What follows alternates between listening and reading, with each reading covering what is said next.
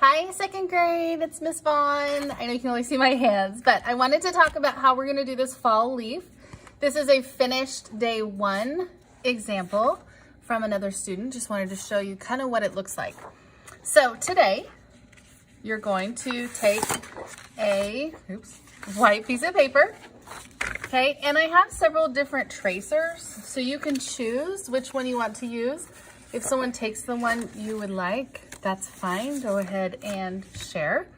So you're gonna trace. When you place it on the paper, make sure that you kind of slant it diagonally and make sure your paper's horizontal. Specifically for these leaves, you're not gonna be able to fill it. You'll have to put it at a slant. So I'm gonna do this one. Now when you trace, try to hold it down with your whole hand. Okay, then I'm going to trace my leaf with pencil. Okay, if you need help, of course, you can ask the teacher or ask your table mate to help you. You can take turns.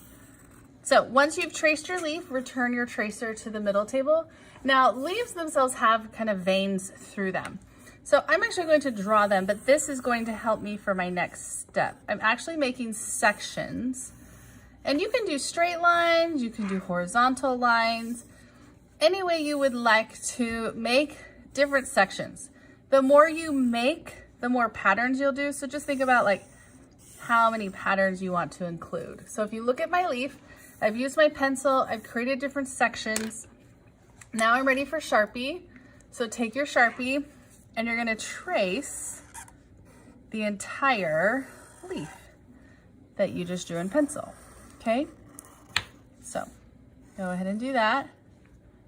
Take your time with the Sharpie. No need to rush through this process, okay?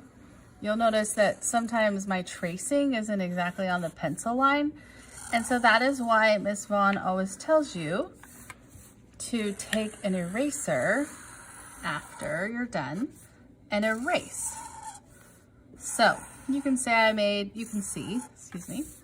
that I made a little bit of an accident with my tracing. So just take an eraser. I have some in the pencil bucket if you don't have one, and go ahead and erase those pencil lines that are still showing. See, like right here when I was trying to trace, I didn't quite get over exactly where the pencil was, which is totally fine. I just want to erase it so this looks nice.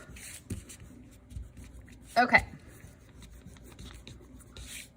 After you're done erasing, you'll go ahead and shake off all of the eraser pieces. Okay. Now you're ready to use your crayons and to fill each section with different patterns. You don't want to color it in completely. If you color it in completely, when we paint it next week, that wax of the pencil is going to resist the paper because of the wax that's there. And so we want to be able to paint it so that you can see the crayon through the painting. So maybe one section you just want to do stripes. We've talked about patterns in the past and we've done a few activities with different patterns. So just think about different patterns you want to do. Maybe you want to do like hearts or stars, stripes, dots. When my daughter did this in second grade, she actually made a unicorn pattern. So anything goes. Maybe you want to make a baseball pattern. Maybe you want to make your name as a pattern. I saw someone that did that, okay? Like maybe I want to do my name as one. And kind of fill the space. So you're gonna fill each and every section with different patterns, just like this student did here.